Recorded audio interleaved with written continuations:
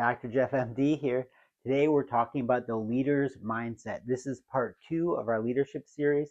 If you haven't watched the previous video, make sure you watch that. Every effective leader has a basic mindset. There's 6 major principles that they all use. Well, that's the topic of today's Dr. Doodle. Let's start off by talking about nature versus nurture. What controls great leaders? Is it their nature or is it their nurture? It's a bit of a trick question. Great leaders don't fall into nature versus nurture debate. That's true for animals, and we do have nature and we do have nurture that affects us and affects how we respond to different situations. But we can look at our own nature and nurture. We can kind of detach ourselves and look down from above almost and look, hey, what's going on? Why did I act that way? What things affected me, and then what can I do next time to do things differently. So our metacognition can help control our nature and our nurture. Rene Descartes said, except for our own thoughts, there's nothing absolutely within our own power. But what are the challenges to looking at ourselves objectively?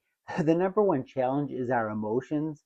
So that brings us to our second principle. I've heard it said, check your ego. But I found the corollary to that is mind your emotions. Whenever I feel an emotional response to something, I try to use that as a cue saying, wait a second, I'm having an emotional response to this. Let me think about the way I'm thinking, what's causing this emotional response. And that helps me break the cycle, but it also helps me in the future know how to avoid getting into that emotional response in the first place. This is easier said than done. I've heard it described that our emotions, which is controlled by our limbic system in the brain, this is kind of a primitive portion of our brain. And it's like two big Clydesdale horses. And then behind the Clydesdale is a farmer on a plow going through a field. Now, who's in control in this situation? When the emotions are in check, the farmer's in control. He's controlling these big Clydesdale horses around the field, plowing the field. But once those horses get activated, something scares them, they get stung by a bee, they get hurt, they sense danger, they're going to do what they're going to do. And that farmer's just out for the ride. Our emotions are the same way. When our emotions get activated, this is a primitive base portion of our brain. It takes over, and there's very little we can do. Our prefrontal cortex, which does all our thinking, our logic and reasoning, it's just along for the ride as our limbic system takes over and our emotions run their course. There's things we can do to try to settle things down, just like the farmer trying to settle down the horse. The philosopher and martial artist Bruce Lee once said, you must be one with your emotions because the body always follows the mind. So we have to develop techniques to help mind our own emotions and to recognize things before they become a problem, so that way we can help control things before the emotions get activated. So the third aspect of the leader's mindset is being a student of leadership. Queen Elizabeth II once said, we can make sense of the future if we understand the lessons of the past. So what are ways to be students of leadership? I mean, reading leadership books, watching videos like this one, reflecting on situations, right? Rather metacognition, right? Thinking about thinking. When we're in any type of leadership situation, we can think about, hey, what worked, what didn't work. When I tried this technique, how did I do it correctly, or how did I kind of maybe do it wrong and led to a bad situation? We can reflect on these things, constantly being a student of leadership. Number 4, leaders believe. But what do all leaders believe? They believe that they can make a difference. There's different flavors of the same ingredient, right? They talk about fixed mindset versus growth mindset. Those are great things to read up on. There's learned helplessness versus developed optimism, where someone who's always beat down thinks that they can't make a difference and so they don't even try, whereas someone who's done things, been successful, learns that, hey, if I try things and I just go for it, I can get success out of it. Jocko Willink, he has some great books on leadership that you should read. He talks about taking extreme ownership. This is a great philosophy. They're all talking about the same thing, though, believing that you can make a difference. Someone who believes they can't make a difference is destined to fail. There's this concept that one person can make a difference.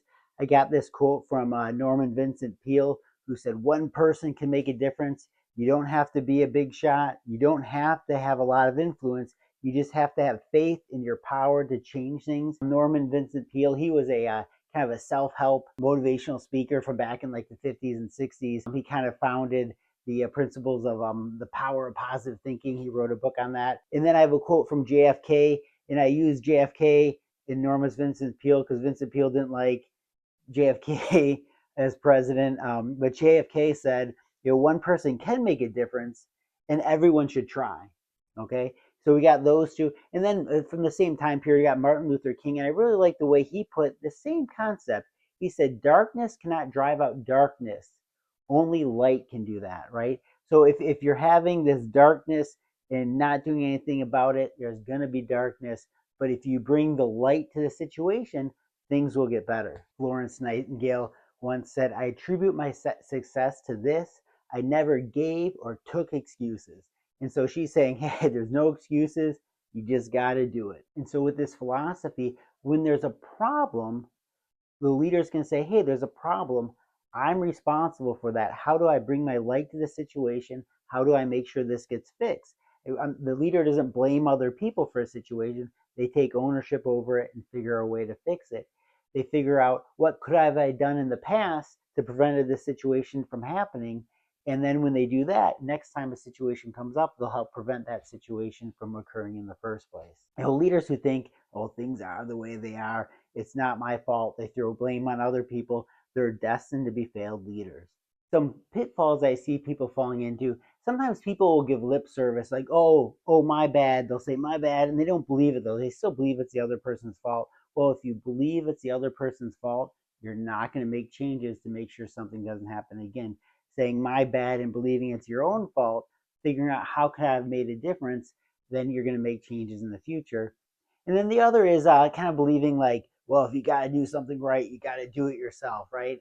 I'm going to take ownership over this, and I'm not going to, have anyone help me, but I'm just going to take it over and do it right. Well, that's not good either. That's not using your team. That's actually not even using you as a leader. When you take over, you're not leading, you're doing something else. Number 5, leaders understand all viewpoints. Stephen Covey said, seek first to understand and then to be understood. St. James the Apostle, he said, be quick to listen and slow to speak. In Harper Lee's book, Atticus Finch said, you never really understand a person until you consider things from their point of view, until you climbed into their skin and walked around in it. We really need to take the time to understand other people's points of view. Now, I don't want to get all political and stuff, but I heard Vivek Ramaswamy say something that I think is super, super true. I heard him say, if you tell people they can't speak, they scream. If you tell them they can't scream, they tear things down. So if we seek first to understand what someone's point of view is, they're not going to start screaming. And if we let people scream when they're upset, they're not going to start tearing things down. This is true. It's super, super important to understand this concept. And the importance with this is, getting feedback loops, right? When we get feedback, we can make corrections until things level off, right? If we don't get feedback, things either shoot up way up or they shoot way down. We need feedback to get things to level off. Lex Friedman in his podcasts, which are excellent, he talks about the importance of being able to steel man the opposing person's idea, right? So can you take someone else's idea that you disagree with and build it up in the best possible light? If you can't do that, you don't understand their point of view. So you need to take the time, understand their point of view, being able to build it up, because then you can see what's good and what's not about it. If someone believes something, there's a reason why they believe it. So there might be some truth in there or a perspective, and we need to understand that before we make our final decision about things. This can be really difficult, right? Because I know my perspective. I'm convinced I'm right. It's easier to go with what we think versus listening to other people. But effective leaders consistently listen to other people. They seek out opposing viewpoints to find out, hey, what else is out there? What do I need to know that I don't know? Finally, number 6, be the leader you want. Your team is going to take on your temperament. They're going to have your emotional temperament. They're going to have your work ethic. They're going to have your ethics. And so you want to be the leader that is the type of person you want to follow. Your team members are like you. They want to have independence. They want to have someone who listens to them. They want someone who critically thinks about things. They want someone who will make changes and make adjustments. They want someone who understands themselves emotionally. You want to be all those things because that's the type of leader you want to have. So to quickly go over our 6 points, and I'll put these in the comments box below. Effective leaders, they metacognate, they think about the way they're thinking. Number two, they mind their emotions and check their ego. When they feel their emotions activated, they take a step back.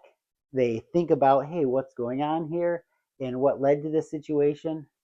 Number three, they're students of leadership. Number four, they believe that they can bring the light to a situation. Number five, they seek to understand all viewpoints. And then number six, they try to become the leader that they want to have. Well, there you have it. In our next video, it's going to be a really important video. It's going to talk about the fundamental aspect of human nature that causes us to be in teams and causes us to want to have leaders and actually helps us perform at a higher level in these situations. It's going to be a great video. Make sure you check it out. And remember, stay healthy.